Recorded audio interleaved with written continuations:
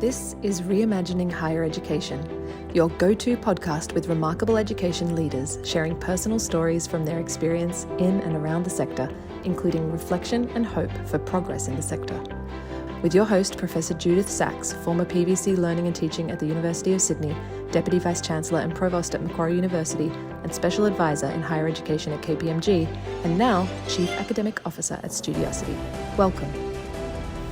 It gives me great pleasure this morning to introduce the Vice-Chancellor and President of Western Sydney University, who's an accomplished legal scholar, an accomplished leader, and somebody who is really committed to developing capabilities in Western Sydney. So, George Williams, I invited you to bring an object that represents your journey as a leader and a learner. Can you describe it to us, please? In fact, I can put it on if you'd like. Excellent. How about that? I've got my, oh, here we are. I've got my barrister's wig on. Yep. My barrister's wig. So this is part of my journey because, I wanted to study law. I did study law as an undergrad and a postgrad. I worked as a legal academic for a long period of time. And unusually, even today, I twinned it with practicing as a barrister. So I was on two tracks for a long period of time. I worked as a barrister in court arguing cases, Hindmarsh Island Bridge cases for refugees, a range of cases, brought that into my teaching. And I think also it connected me to a sense of justice and purpose as well. I was teaching students who were going to do great things in the profession. And that sense of social justice, of connection to the profession, it's really played a big part in my role as an academic. And even today, as a university administrator, I still bring a lot of those skills, even sometimes corporate skills and the like, because being a barrister is not easy. And combining that with an academic has been, one of the defining parts of my life as an academic and as a professional. So what was your undergraduate experience like? Where did you go to university? Where did you do your postgraduate work? I think to understand that, it's probably good to go back a little bit further because, I came from a low SES background.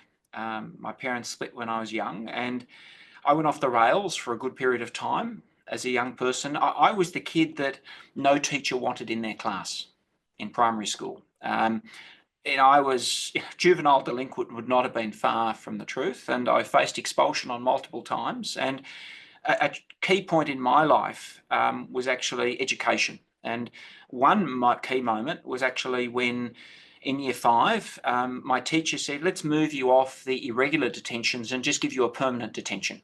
Every week, every Thursday, you're going to have a permanent detention. It's maybe my legal instincts coming out even then and saying, that seems unjust, unfair. But what that teacher did is every lunchtime for an hour, she brought me in and she educated me. She saw something in me that I didn't see. She saw potential. And that was a turning point in my life because it built my self-esteem, a sense of self-perception of worth. And that and a few other moments with inspirational teachers actually made my perception change to be someone that actually enjoyed learning and felt that I had potential. So I came from a difficult childhood, and a childhood that was not on a path to be a VC or a barrister or any of those things, a very different path. And so when I got to university, I think, with a real appreciation and love for the value of education. I felt really privileged. I was at Macquarie University. I studied law and economics. I loved my time there. I had the sort of student experience I want all of our students to have today. I joined all the clubs, was president of one, set up others, met my partner at university, lifelong friends, loved the intellectual atmosphere of university. And I got a full experience out of it. And that for me was a key moment in social mobility. Doors opened for me for careers that would have been impossible for me as a young kid from the wrong side of the tracks. So I feel enormously lucky and grateful for the university education I had, built upon a bit of a rocky start. And at that time, Macquarie was very different from what it is now. Macquarie was set up to educate the community of the Northwest, and it's not even 30 minutes from the city anymore. But at that time, it was a very different place, very different. It was the innovative university. It was. I think, and I was at the Innovative Law School. It was also the Law School of Infighting too. I tell you what, that was the most difficult period in Macquarie Uni's law school's history in the late 80s and early 90s. The academics were at loggerheads.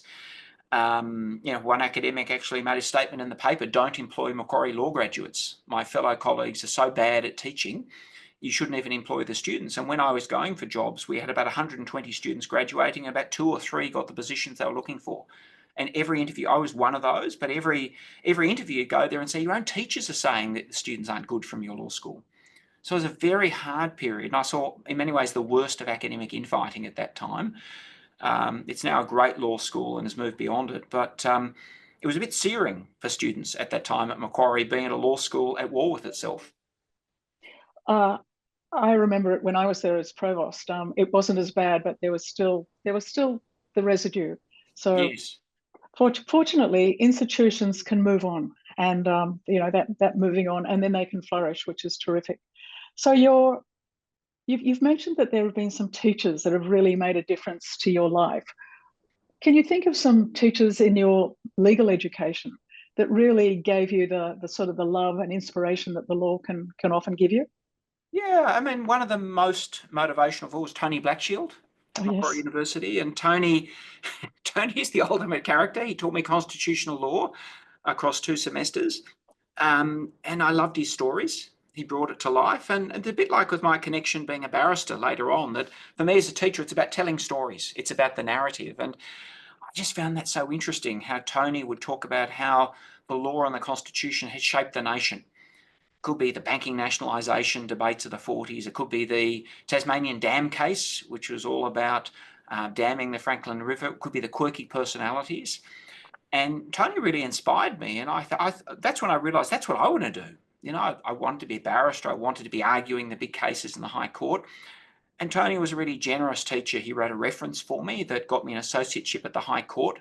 And my first year out of law school, one of the first cases I worked on was the Mabo case as a High Court associate, and I had this amazing experience there. But throughout my time there, Tony was absolutely an inspiration. And when I became an academic, I co-authored the leading text with him. I went back to him and said, "Tony, you've got the best notes in the country. Can I work with you and write the textbook?" And he said, "Yes."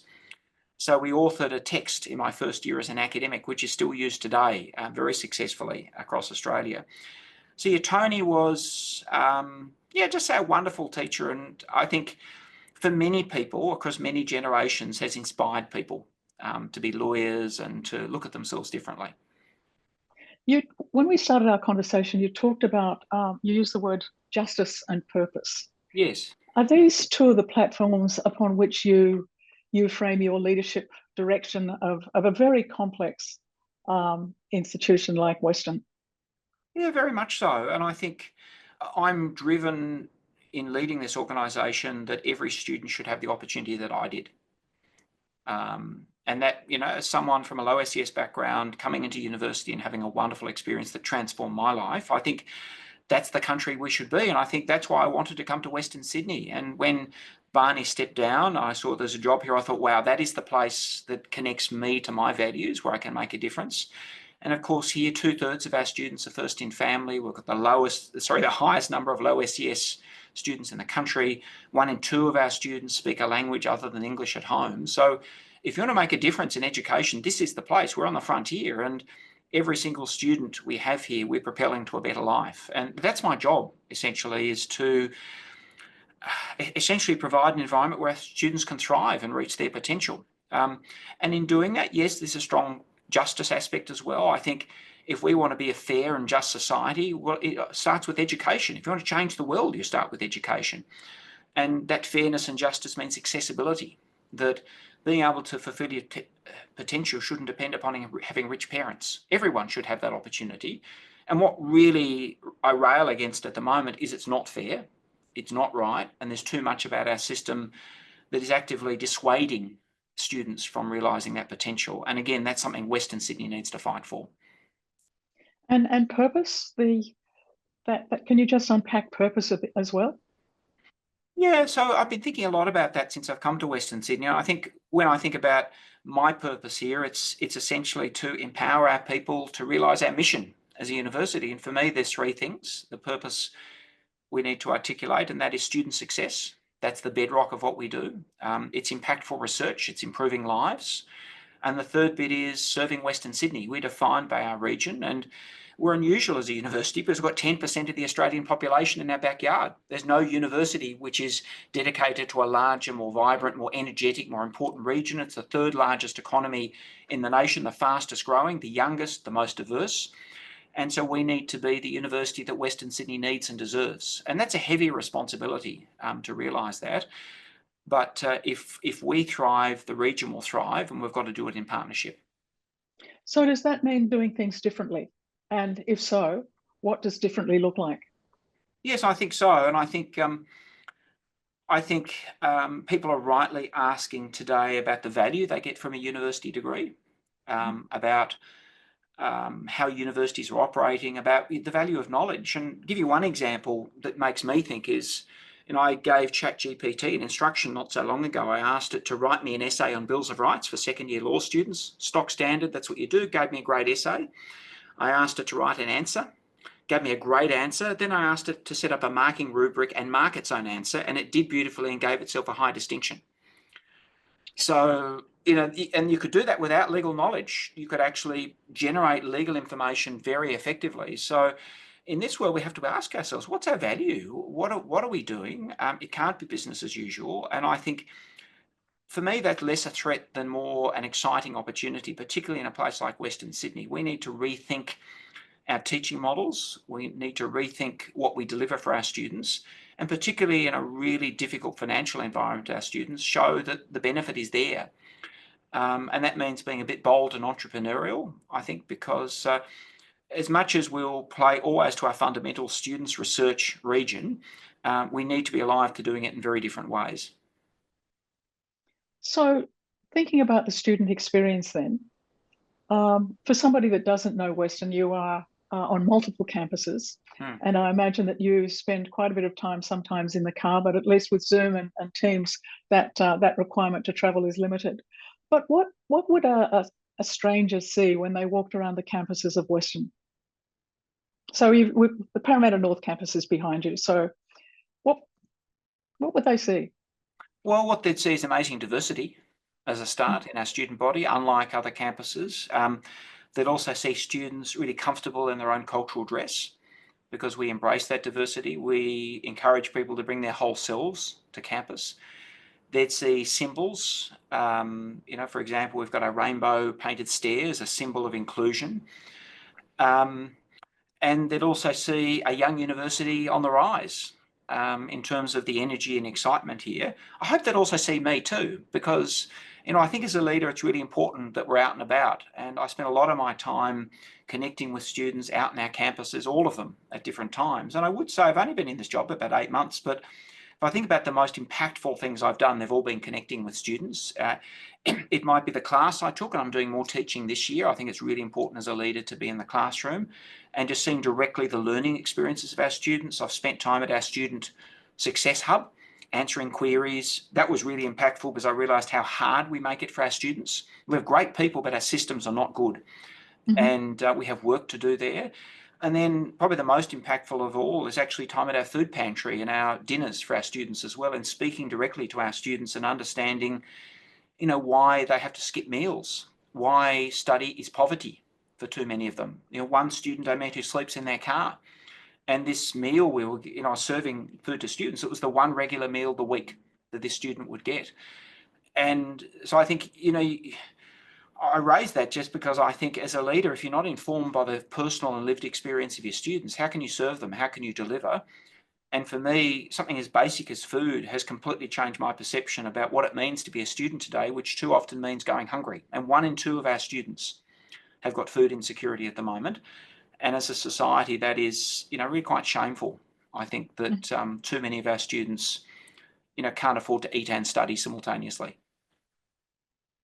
That is shocking. And so my sense is that from what you're saying, students are at the core of your sense of purpose, and ensuring that students are successful is actually what's driving you. So what else are you doing to support students to be successful? And we're looking at a series of major changes. And we're talking to people like Tim Rennick from the United States. There's good people out there we're getting advice from. And we are essentially rebuilding a number of key aspects of the university. We've got what we're calling a product review. What are our courses and programs? Are they aligned with what students want to study and should study over the coming years? We're looking also at our back-end systems and the like, because my view is studying should be easy with us. We should be pre-populating timetables. There should be an app or other device that lets people easily make changes. None of those things are that easy at the moment. And we also need much more predictive analytics so that if students are going off the rails, we know and we can intervene and support them quickly. And what I know from talking to our students is they're dedicated, but gee, it's hard. Vast numbers of our students work full-time and study full-time. You should only do one of those at the time. And what I find, I met one person, for example, who said that everything was going fine, but their partner had a child, and that was the breaking point for them. That was it. They couldn't cope anymore.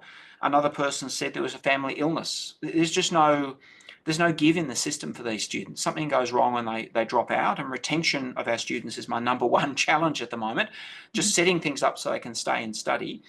And that means knowing more about them and being able to intervene and help earlier.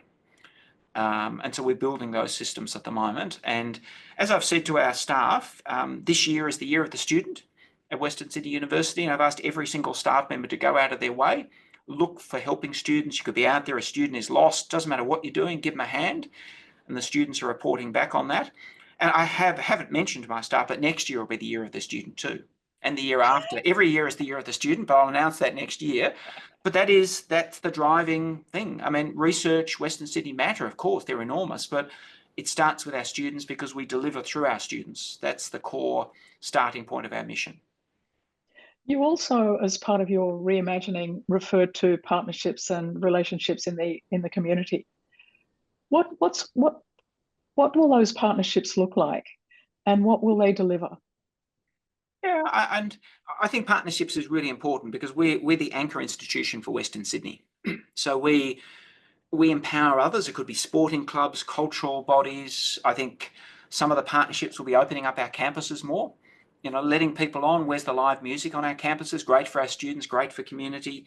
We're already doing this, but can do more of high school students using our facilities, particularly first in family. Getting an understanding of the university, of familiarity can be powerful, and feeling as if I've got permission to go on this path. We're also looking at particularly industry partnerships as well. I'm a big believer in earn as you learn, particularly for students from first in family. If we can get them early with a regular income, twinned with their studies, with a partner, with a job at the end, well, that's a powerful way to keep in study, and also good for us because we'll build more of the industry connection and skills into our degrees as well. And so when I came into the job across all of these areas, I said my mission was break down the walls. People talk about university sandstone buildings, ivory towers. I want our university not to be described with any of those things, not walls, not barriers, but openness and engagement. And as someone that is easy to partner with because there's win-wins, both sides. And it's absolutely true that is the case, but unis are often hard to partner with. And so part of my job as well is breaking those things down so that it becomes a normal part of business for us that we're engaged in the community in that way. And often those partnerships are framed through risk frameworks, quality assurance and things. So how do you manage those sort of external framing factors with the actually getting stuff done? Yeah, and I think part of it, and I think the risk frameworks are right, and I think we've got to have an appetite for more risk in these areas. And as I'm saying to my team, if you're doing 10 things a year and 2 aren't failing, you're not trying hard enough. That's the way of it, particularly for a young entrepreneurial university. If everything's working, well, we're not being bold. Yeah. Never. Yeah. In fact, my view with my leadership team is I have encouraged people regularly to come and talk about your failures to the group. What did you learn? Because as we all know, often the best things come on the back of a failure. So having a risk for failure, I think, is really important in this space, particularly in an entrepreneurial region like Western Sydney. And I think it's also incentivizing it, as you'd expect. And so we clearly build that in. And we have people dedicated, good people, whose job it is to help facilitate this, a front door for the full scope partnerships, and then others come in on the back of it. So you need to do it in a professional, systemic way as well. getting back to your training in law, particularly working at the bar, our disciplines frame how we navigate the world.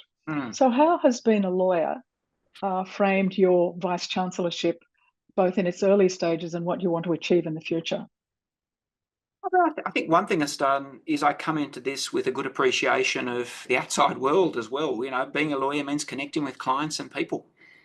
And that could be large businesses. I've done a lot of work for big multinationals through to some of the most impoverished people in Australia or even in Fiji, doing cases there. So I've connected at all levels. And I think you learn skills and ways of connecting with people that, you know, again, are about win-wins. The other thing is I think that legal background does give me an acute sense of injustice as well. I feel that very keenly at the moment when we talk about, for example, the $50,000 arts degrees, which is one of the first things I talked about in this job, not the university, but the students. That is so unfair that the poorest people in our community, women, Indigenous and low SES, arts degrees, the degree of choice, pay the highest fees. And on graduation, they earn the lowest salaries. And effectively, we're charging them a fee they'll probably never repay in many cases. So I think those sort of sensitivities as well. And I think the last one would be, you know, good lawyer means attention to detail. And, you know, in this job, it's hard. There's a lot going on. But unless you're across the detail, it's hard to make good decisions and really understand what's going on. And even as I say, me, for example, teaching classes or visiting the hub, getting information, detail, first-hand experience. As a lawyer, be careful about what you get secondhand. So for me, I want to hear directly and as often as I can from our students and staff. And even one of the first things I did as a VC is I had a random survey of 250 staff. Tell me what's on your mind. Here are some questions. That was really useful in me understanding their perspective and, you know, what I needed to do to serve them and our community. So 8 months into the job, what surprises have there been? And there have been many.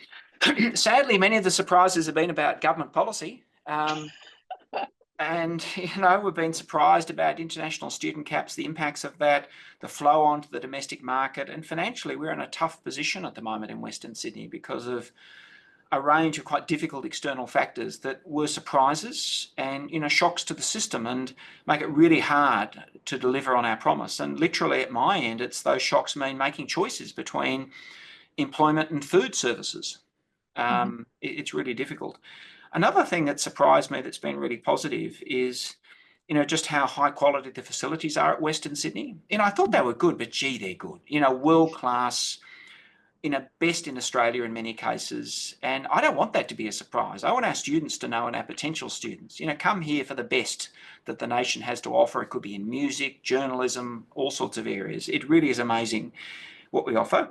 And the other thing, I think it's less a surprise, but more something that has just impressed upon me from day one is I've never worked at an organisation which is so infused with people who believe in what they do. And I'm so proud. I feel really grateful every day to be part of an organisation where this is how I feel, but so do our people. You know, as an organisation, this is a community of believers in our students and region. And that's so affirming. And for me, it doesn't make the job easier. It's a hard job, but it gives you confidence that, you know, you can lead because you're aligned with the people that you're working with. And that for me is a big, big positive. And one of our superpowers is just belief in mission and our commitment as a community to our students and region. And you also mentioned storytelling, the importance of storytelling and having multiple stories out there. So what would you say the dominant story is around Western? I think it's a story of a young university that is growing with its region and is delivering for its region in a way that, you know, is going to propel that region to be a super region of the nation. It's already well on its way, the third biggest economy. And, you know, our story is the story of Western Sydney, the inextricably linked. And, you know, there are some regional universities with a similar thing. And in our case, it's very true. It's a mutual story, I would also say. I think the other part of the story is just the story of us through our students. So, you know, when we talk about the bottom line for a university, the bottom line for this university is graduations. Every student has a story, and I really enjoy hearing their stories, telling their stories. And so our narrative is a narrative expressed 200,000 times through our 200,000 alumni, each one with a different experience and a different point of connection to us, and an alumni that's amazingly successful and diverse. So for me, it's a less an institutional story, but a story of a group, of a collective, of a group of people contributing to this region and through mobility and purpose and achievement, doing some things that really matter on this world. So earlier in our conversation, you talked about your experience of getting ChatGPT to not only write, assess, but grade. So AI is here to stay. Yep. And if you remember 2 years ago, it was the moral panic. Now it's being incorporated. And what will the next phase be? I think the next phase, certainly at my end, is to make sure that all of our students graduate with a good understanding, not just of AI, but also other key digital tools. My job is to prepare our students not just for the jobs of today, but jobs that don't even exist yet. That's where the best opportunities are going to be. We've already got students who are resilient, agile, their life experience lends them to those qualities. We've got to make sure they've got the skills so they are they're the students employers need to navigate this difficult world. And what we also know is that we're at the very beginnings of these technologies. And as much as people are impacted now, just wait till quantum computing comes in, maybe in 2030 or so, that will increase processing speed by billions fold. And suddenly AI will be fundamentally different again. And so for me, it's about doubling down on the core purpose, the students, the research, the Western Sydney, but being able to play out that purpose in different ways as the world changes around us and as the concept of knowledge and knowledge generations are fundamentally different. There's going to be great jobs, great opportunities, and we've got to be at the entrepreneurial end of that, I think, to best serve your own mission. So just imagine that at the end of next year, I say, George, can we have another conversation? Hopefully you will. I hope it'll be before. What do you think we'd be talking about? Yeah, it's a good question. I can tell you what I'd like to be talking about. What I'd like to be talking about is how Australia has waked up to itself and is giving students a fairer go. I'd like to be saying, Judith, isn't it good that we've done away with the Job Ready Graduate Scheme and we're no longer charging the poorest students $50,000 for an arts degree? And we've cut that back to about $20,000 to $28,000 at a more reasonable level. Isn't it good we've recognised that students need a bit more support and we've lifted the youth allowance from $47 a day and rent's $100 a day in Western Sydney? And isn't it good that we're actually seeing things turn around and more equity in other students enrolling in university as opposed to the decline we're in at the moment? That's what I'd like to be talking about. And I'm optimistic and I'm hopeful. But that's where we should be as a sector, I think, focused on students and those settings changing. What I'm fearful is we'll talk about a turbulent world with, tariffs and other economic shocks, meaning fewer people want to study from overseas. And as I said, our overseas students are some of our biggest contributors, the most important, particularly things like nursing in some cases in Western Sydney. And I'm worried about we just have a lot of unknowns with the basic policy settings in Australia and internationally. So I'm worried about that turbulence and the unknowns, but hopeful we'll actually be talking about the right things. And so given that, it requires a different form of engagement with government.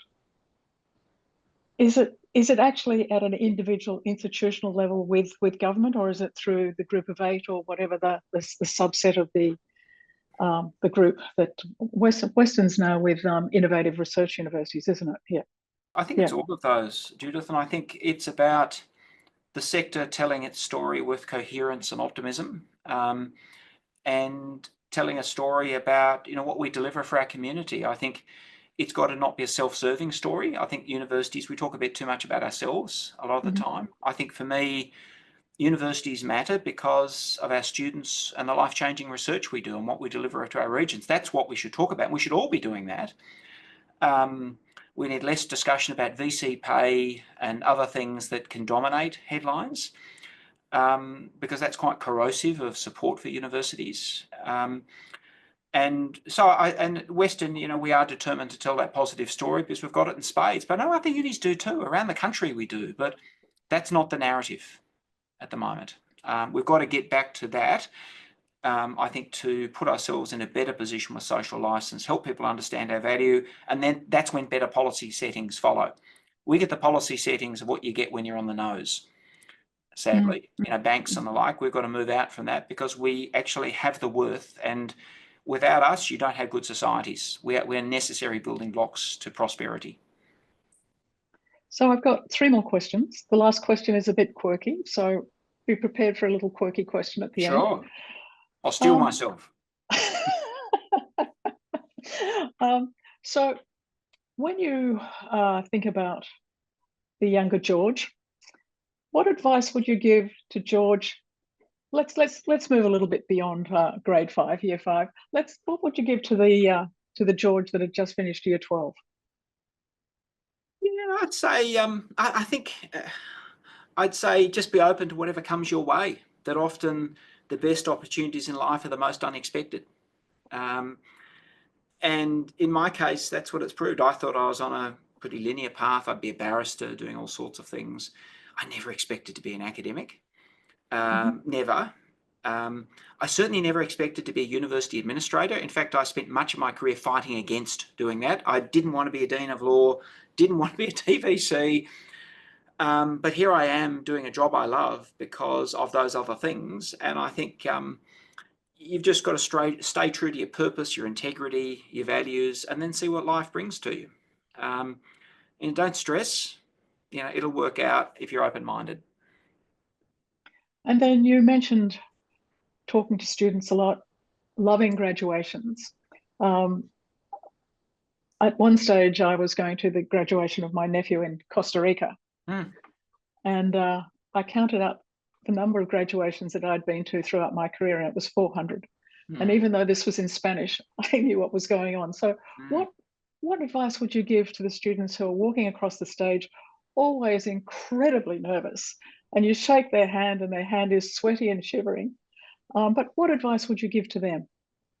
And it's often different at university because these are first-in-family students as well who, they're embarking on a journey in life that's very different to what they have any first-hand experience of. And I think again, for me, for those students, it would be open-minded, work hard.